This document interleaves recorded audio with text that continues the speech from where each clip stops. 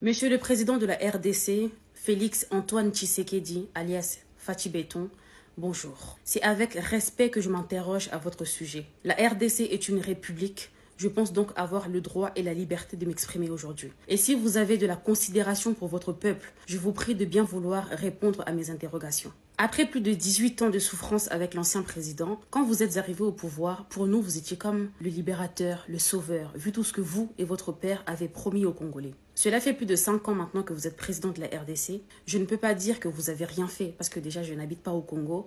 Et puis, je ne me permettrai pas de minimiser votre mandat. J'ai même appris que grâce à vous, aujourd'hui en RDC, la maternité est gratuite, vous avez construit certaines routes, il y a des écoles qui sont gratuites. Franchement, c'est bien et merci pour ça. Et le génocide, monsieur le président, qu'en est-il? Les gens qui disent oui, mais le génocide, ça fait trop longtemps que ça dure, Fachi ne va pas tout changer en si peu de temps. Sauf que là, ça fait quand même plus de 5 ans que vous êtes au pouvoir et c'est votre deuxième mandat. Si vous estimez que 5 ans, c'est trop court pour que les choses changent, mais on doit quand même voir une amélioration, au moins ça.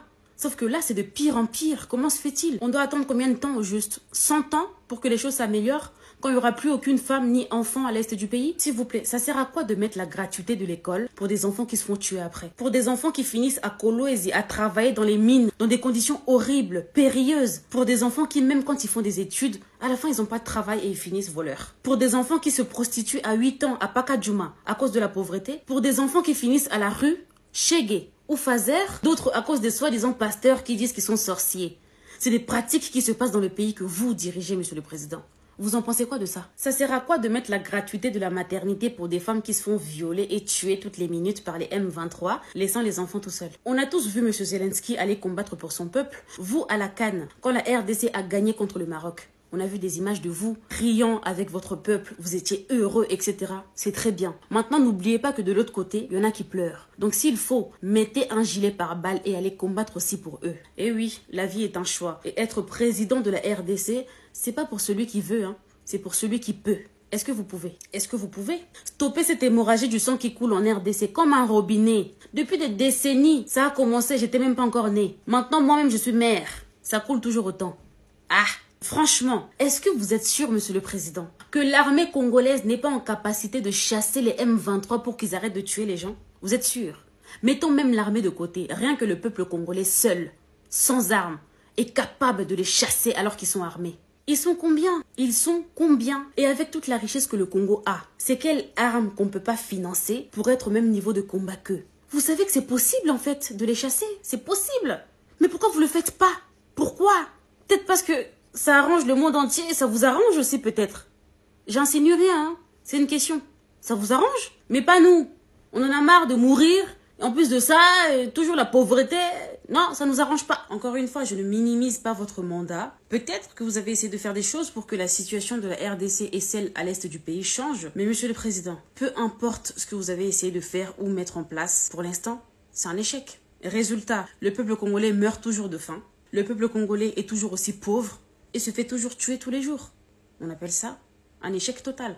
Alors maintenant, c'est urgent. Si vous estimez qu'en 5 ans, bientôt 6, vous n'êtes pas en capacité d'améliorer les choses en RDC, autant laisser le pays sans président. Au moins, on pourra dire, je sais pas, que le peuple congolais se fait tuer parce qu'il n'a pas de père de la nation pour le protéger comme Jésus protège les chrétiens. Mais tant que vous êtes là, ça fait trop mal. Un peuple qui vous a voté 2 fois, espérant un changement qu'il n'a toujours pas. Praise. Aidez-nous quoi, praise? Ah!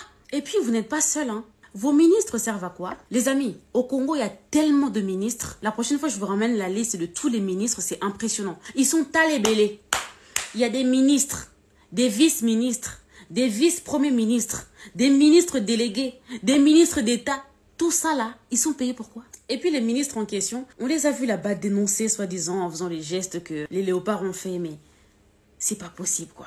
Nous, peuple, on dénonce. Vous aussi, vous dénoncez. Mais vous dénoncez contre qui? C'est à vous de nous trouver des solutions. Donc nous, on dénonce, vous aussi, vous dénoncez. Mais finalement, qui va trouver des solutions? Qui va faire quelque chose? Qui va améliorer le pays? Vous êtes payés pour quoi? Mes chers ministres, vous dénoncez contre qui? Peuple Yandengini, ya Laurent Sokoko. Pour finir, monsieur le président, on vous voit dans des avions partout dans le monde. On vous voit dans des mariages, on vous a vu frimer avec l'une de vos nouvelles voitures. On entend les noms de toute votre famille dans des chansons en guise de dédicace. Maman Denise Moté Maya Fachi Béton. Trop de futilité. Et le peuple n'en bénéficie pas. Je vous demande avec tout le respect de vous concentrer sur le plus important, s'il vous plaît. C'est la voix du ras-le-bol qui parle. Je pense que le peuple n'a plus cette patience d'attendre encore plus de 18 ans. Est-ce que vous pouvez libérer la RDC, Free Congo,